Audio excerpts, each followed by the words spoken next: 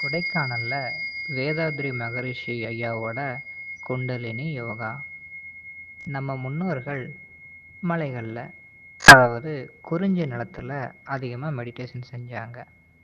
காரணம், அங்கே இருக்கிற அழகான இயற்கை சூழ்நிலை, சுத்தமான காற்றோட்டம். இங்கே மெடிடேஷன் செய்கிறதும் பிராணாயாமம் செய்கிறதும் ரொம்பவுமே பயனுள்ளதாக இருக்கும்.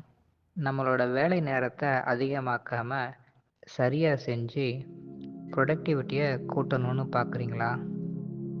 குடும்பத்தில் பிரச்சனை இல்லாமல் எல்லோரும் அமைதியாக இருக்கணும்னு நினைக்கிறீங்களா? வேதாத்ரி மகரிஷி ஐயாவோட மெடிடேஷன் ரொம்பவும் உதவியாக இருக்கும்.